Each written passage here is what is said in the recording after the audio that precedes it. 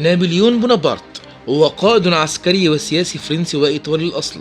قاد حملات كثيرة ضد أعداء فرنسا، وحكم فرنسا في أواخر القرن الثمنتاشر، ثم إمبراطورا في النصف الأول من القرن التسعتاشر، وسيطر على معظم أنحاء أوروبا حتى 1815 ميلادية عندما سقطت وتفككت، وسوف نتحدث بالتفصيل في تاريخه في هذه الحلقة.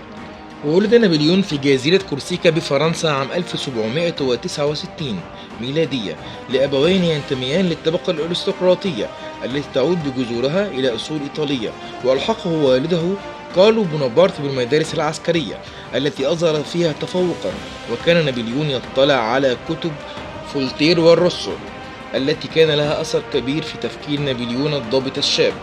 وكان لأمه ماريا تأثيرا كبيرا في شخصيته، حيث يقال عنها أنها كانت صارمة وكانت تقيد تصرفات نابليون وتفرض عليه ما ينبغي أن يقوم به وما يجب أن ينتهي عنه، فكانت تربيته عسكرية. وسمحت جذور أسرة نابليون النبيلة ومعرفتهم بالمناصب السياسية إلى خوض نابليون في ميدان العلم والثقافة، ثم فكر أن يدرس ليصبح ضابط مدفعية، خصوصا أن هذه الفترة توفى فيها والده، ولم تتحمل الأسرة أعباء الدراسة، فأنهى مسيرته الدراسية، وعندما تخرج عين ملازم تاني في المدفعية. وكان مهتما بالتاريخ جدا، خاصة العسكري، وكان نظام الحكم في فرنسا ملكيا. وفي عام 1995 ميلاديا أعطى نابليون الفرصة للظهور، حيث ساهم في القضاء على المظاهرات التي قام بها الملكيون. ثم في عام 1997 ميلاديا عاد لينقذ الحكومة من الوقوع تحت سيطرة العناصر الملكية، فكان سندا للحكومة ودستور عام 1995. وقد خدم نابليون في إحدى الحاميات في مدينتي فالنيس وأوكسون إلى ما بعد قيام الثورة الفرنسية التي قامت نتيجة للحكم المطلق الملكي المشدد وفقدان فرنسا لكل ممتلكاتها بعد خسارتها من بريطانيا في حرب السبع سنوات، وهو ما يعني فقدان فرنسا لمكانتها الدولية، وهو ما أحدث فوضى وظلم وإهمال أدى لقيام الثورة الفرنسية. ولقد أمضى نابليون سنواته الأولى في الثورة في جزيرة كورسيكا، وكانت التيارات الثلاثة تتصارع، وهم الملكيون والثوار والكورسيكيون الوطنيون.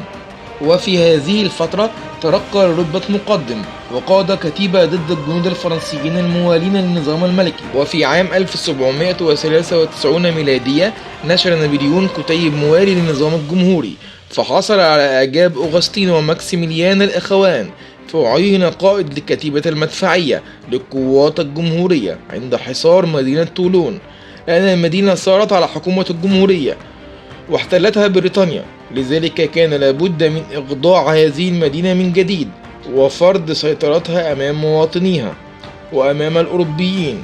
فوضع نابليون خطة لاستعادة المدينة، وبالفعل انتصروا على البريطانيون وترقى لرتبة عميد وهو في سن 24 عاما. ولفتت هذه الإنجازات المؤتمر الوطني، فعهد إليه بقيادة مدفعية الجيش الفرنسي المرابط على حدود إيطاليا. وفي الثالث من أكتوبر أعلن الملكيون العصيان على المؤتمر الوطني، تصدى نابليون لذلك واستخدم المدفعية في هذه المعركة، وقتل 1400 ملكي وطهر الشوارع منهم في ذلك اليوم. وبهذا الانتصار منح نابليون بونابرت شهرة كبيرة وترقى لرتبة لواء، ثم عهد إليه المؤتمر الوطني مهمة قيادة الجيش الفرنسي المرابط على حدود إيطاليا مرة ثانية. فكانت الحملة الإيطالية الأولى التي انتصر فيها نابليون على النمسا وبين الذين احتلوا شمال شبه جزيرة إيطاليا وهزمهم في معركة لودي. وفي عام 1997 فرض على النمساويين إبرام معاهدة سلام مع فرنسا، وحدث ذلك بالفعل. وكان الأسلوب العبقري في تحويل سلاح المدفعية إلى سلاح متوكل يسافر مع جيشه من موقع إلى آخر أثر حاسم في انتصاراته. ويضاف على ذلك مهارة الخداع والتجسس الذي تمتع بها نابليون، وقد أسروا في هذه الحملة الأولى 150 ألف جندي وغنموا 540 مدفعا. بعدها أصبح لنابليون تأثير كبير على السياسة الفرنسية، وقد عارض الملكيون بونابرت في نهب المدن الإيطالية وإبرام معاهدات، مما جعل نابليون يطهر البلاد من الملكيون، وأدى ذلك إلى إعادة الجمهوريون إلى الحكم. وعندما عاد لفرنسا استقبله الشعب استقبال الفاتحين، والتقى بوزير خارجية فرنسا شارل موريس الذي أبقاه نابليون في منصبه بعد أن أصبح إمبراطورا، وأخذوا يعدون العدة لغزو بريطانيا. ولكن نابليون رأى أن البحرية الفرنسية لا تتمتع بالقوة الكافية لمواجهة بريطانيا، فعرض على حكومة الإدارة غزو مصر للسيطرة على طريق بريطانيا إلى الهند والقضاء على مصالحها التجارية. فقاد نابليون الحملة على مصر عام 1798 ميلادية، ومعه كثير من العلماء في شتى المجالات الذين حققوا اكتشافات كثيرة مثل اكتشاف حجر رشيد. ونشرت هذه الاكتشافات في كتاب وصف مصر. وهو في طريقه لمصر استولى على جزيرة مالطا ثم إلى الإسكندرية. ووجه نابليون في اليوم نفسه نداء للشعب المصري أنه قد اعتنق الإسلام، ودعاهم للاستكانة والتعاون. وادعى أنه صديق للسلطان العثماني، وأنه قدم لمصر اقتصاص من المماليك المعادين للسلطان العثماني، وقد هزم الفرنسيون المماليك في معركة الأهرام بسبب الأساليب القتالية الحديثة، ولكن الدولة العثمانية رأت في ذلك اعتداء عليها، فوقفت بريطانيا وروسيا بجانب الدولة العثمانية ضد فرنسا، وأصدر السلطان فرمانا بالعداء للفرنسيين، إلى أنه لم يلقى أي تأثير.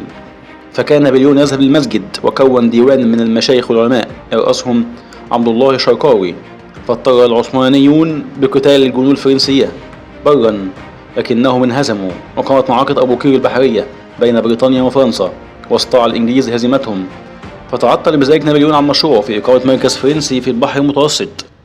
ثم انضم العثمانيين والروس بجانب بريطانيا لإخراج فرنسا من مصر. ولما رأى نابليون ذلك فأراد مفاجأة الدولة العثمانية باحتلال بلاد الشام، وبالفعل قام باحتلال العريش وغزة ويافا. وفي مدينة يافا قامت مذبحة عام 1799 ميلادية أعدم فيها كثير من سكانها بالغرق وباستخدام الحراب، وحدثت فظائع قتل ونهب، ولم تصمد إلا ولاية عكا في وجه نابليون بقيادة أحمد باشا الجزار، حيث كان الإنجليز يساعدونهم. ثم انتشر وباء الملاريا ثم الطاعون الذين فتك بالجنود الفرنسيين، فاضطر نابليون برفع الحصار عن عكا والعودة لمصر. وبقى نابليون على اطلاع بالشؤون الأوروبية وهو في مصر، واكتشف أن الدول الأوروبية تقلبت على فرنسا، وانتهز فرصة انسحاب السفن البريطانية من فرنسا وأبحر مسرعا إلى فرنسا، وترك القيادة لكليبر في مصر. ولما عاد لفرنسا كان الوضع أكثر تحسنا بعض الشيء، وكان الجمهوريون أحرزوا انتصارات كثيرة، إلا أن حكومة الإدارة أصبحت ضعيفة. وعرض أحد أعضاء حكومة الإدارة على نابليون عمل انقلاب والإطاحة بالحكومة الدستورية، وبالفعل استولى نابليون على الحكم بالقوة، وعزل أعضاء الحكومة وأنشأ حكومة جديدة من 3 قناصل، وقد أيده الشعب الفرنسي على ذلك. وقام بصياغة مواد الدستور بشكل يضمن انتخابه لمنصب القنصل الأول. وبالفعل جرت الانتخابات وفاز نابليون بمنصب القنصل، وأصبح أقوى شخص في فرنسا. ولما تولى السلطة بدأ بحملات عام 1800 على شمالي إيطاليا ليعيد الأراضي التي أخذها النمساويون، وبالفعل حقق الانتصار عليهم في معركة مارينكو، وتم توقيع معاهدة سلام مع النمسا، وأخذت فرنسا كل الأراضي التي كسبتها النمسا منها. ثم استعد نابليون لغزو بريطانيا، إلى أنهم عقدوا معاهدة سلام بين الدولتين في عام 1801 و1802، ولكن هذه المعاهدة لم تدم طويلا، فقد أعاد بريطانيا الحرب على فرنسا، لأنها كانت معترضة على ضم نابليون لإقليم بيمونتي الإيطالي. وفي هذه الأثناء كانت الخزينة الفرنسية قربت على الإفلاس وبحاجة لموارد مالية لتنفق على الجيش، فعقد نابليون معاهدة مع الكنيسة التي كانت منقطعة فترة ثورة مستعمرة هايتي على فرنسا. وبموجب هذه المعاهدة اعترف نابليون بالبابا رئيس للكنيسة، مقابل اعتراف البابا بمصادرة أملاك الكنيسة على أن تدفع الدولة رواتب رجال الدين. ثم أصدر نابليون قانونا سماه قانون نابليون، وحد فيه الشرع الفرنسي الذي كان قبل ذلك 300 قانون. واهتم بالتعليم المشاريع العمرانية، وأنشأ الجسور، وأنشأ قوس النصر تخيلا لذكرى انتصاراته. وقد تعرض نابليون لاغتيالات كثيرة من الملكيين، واستغل ذلك نابليون فألغى نظام القنصلية وأعاد إنشاء نظام ملكي وراثي يحمل فيه لقب الإمبراطور، فأصبح إمبراطورا عام 1804، وتوج ملكا على إيطاليا عام 1805. وقاد نابليون كثيرا من المعارك، منها معركة أوسترليتس التي انتصر فيها على النمسا وروسيا، وتحالف مع الدولة العثمانية ضد بريطانيا وروسيا، واعترفت به الدولة العثمانية إمبراطورا على فرنسا. وعانت الحرب على بريطانيا وروسيا، وتم هزيمة الروس، وانتهت بعقد معاهدة السلام، وبها وضع نابليون يده على السلطة في أوروبا، وضم بعض الأراضي الجديدة لدولته، وبهذا يكون قد أخضع أوروبا كلها لسيطرته. ثم غزا أسبانيا إلى أنه لم يستطع السيطرة عليها، وكانت بداية نهايته بسبب الخسائر المادية البشرية الباهظة. ثم أصبح لديه في النهاية رغبة في غزو بريطانيا. وقبل غزو بريطانيا غزا روسيا لما علم أن ملكهم يتعامل بلين مع بريطانيا، فغزا روسيا عام 1812 وتم هزيمة الروسيين، إلى أن الغزو لم يدم طويلا فتم الانسحاب من روسيا لسوء الأوضاع في فرنسا. وكل هذه الحروب التي قصتها عليكم عرفت بالحروب النابليونية.